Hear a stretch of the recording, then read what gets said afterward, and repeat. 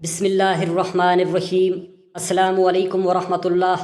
محترم ناظرین، دارالفتاح صفحہ نمبر 49 جلد نمبر 3 میں مرکوز ہے کہ حاملہ عورت کے ساتھ ہم بستری کتنی مدت تک کرنی چاہیے، یعنی کہ حمل ٹھہر جانے کی صورت میں کتنے ماہ تک مرد اپنی بیوی کے ساتھ ہم بستری کر سکتا ہے، اور حاملہ عورت کے ساتھ ہم بستری کرنے کے نقصانات بچے کو کیا ہوں گے اور عورت کو کیا ہوتے ہیں، اور حاملہ عورت کے ساتھ ہم بستری کرنے کے فائدے کیا ہیں۔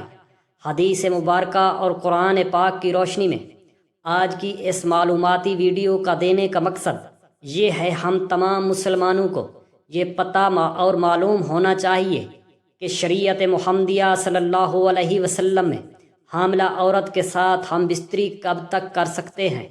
محترم ناظرین، اپنی بیوی کے ساتھ ہم بستری کرنا سنت عمل ہے، اور سنت عمل جس نے ایک ادا کیا گویا اس نے 10 نیکیاں حاصل کی۔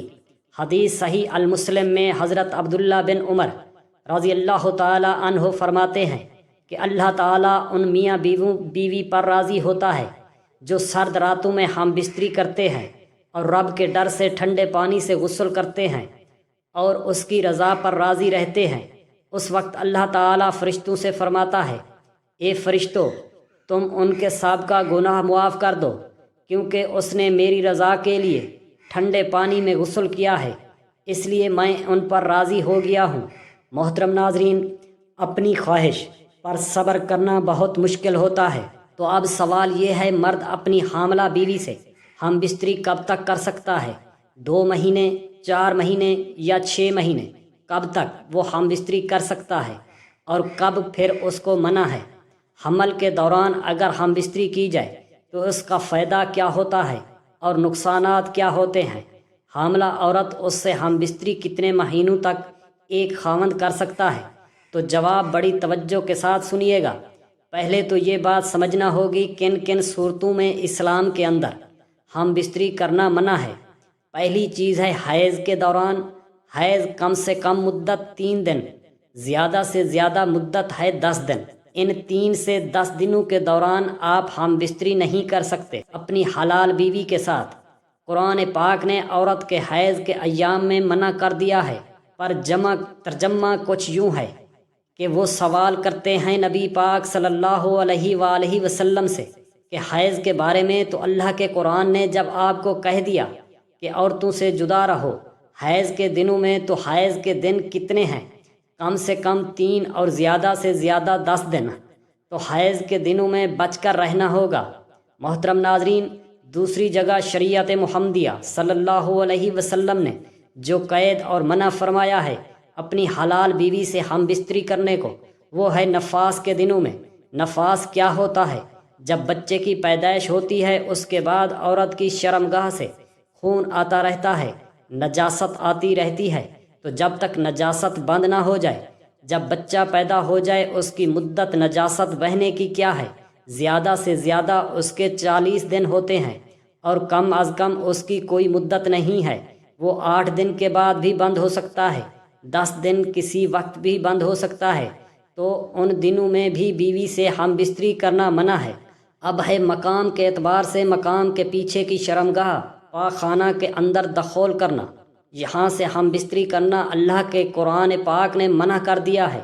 شریعت مطہرہ کے دیگر تمام علماء کرام اور ہمارے پیارے نبی حضرت محمد صلی اللہ علیہ وآلہ وسلم سے یہ بات ثابت شدہ ہے، عورت کی پچھلی شرمگاہ سے ہم بستری کرنا، دخول کرنا حرام ہے، بچنا ہوگا، بہت بڑی اللہ کی ناراضگی والا عمل ہے، لہٰذا اس سے بچنا ہوگا۔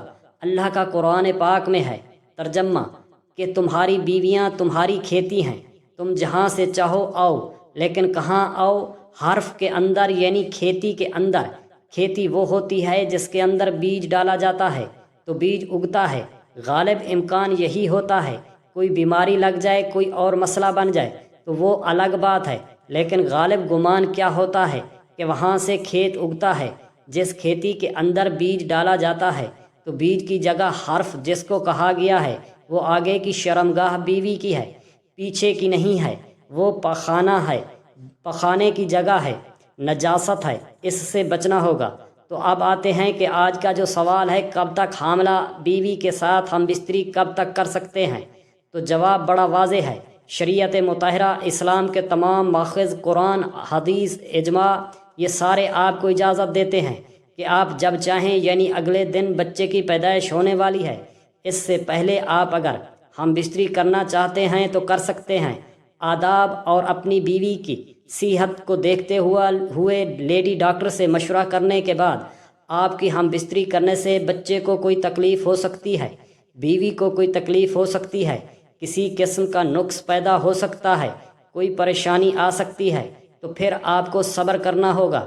اور اگر اس طرح کا کوئی خدشہ نہیں ہے، کوئی امکان نہیں ہے، تو آپ آزاد ہیں، جب چاہیں جیسے چاہیں، جیسے آپ کی بیوی کے لیے آسانی ہو، اس کو تکلیف نہ ہو، بیوی کو بھی تکلیف نہ ہو، بچے کو بھی تکلیف نہ ہو۔ صرف یہی چیز آپ نے سامنے رکھنی ہے، باقی سب کچھ لوگوں کی باتیں اپنی اپنی جگہ پر، ان کو نہیں دیکھنا۔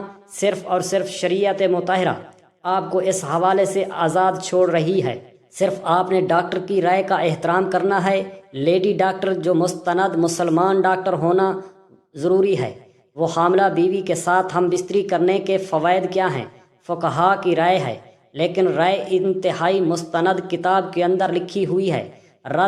رد المختاریہ فتاویٰ کی بہت بڑی کتاب، دارالافتاء کا حصہ یہ کتاب ہے، بڑی معتبر کتاب ہے، جس کے صفحہ نمبر 49 جلد نمبر 3 پر یہ بات موجود ہے کہ اگر حاملہ بیوی سے ہم بستری کی جائے تو بچہ اس کی قوت سماعت کے اندر اضافہ ہوتا ہے، مضبوط ہوتی ہے، اس کے بال بڑھتے ہیں، اور تیسری چیز یہ ہے کہ اس کی بینائی تیز ہوتی ہے۔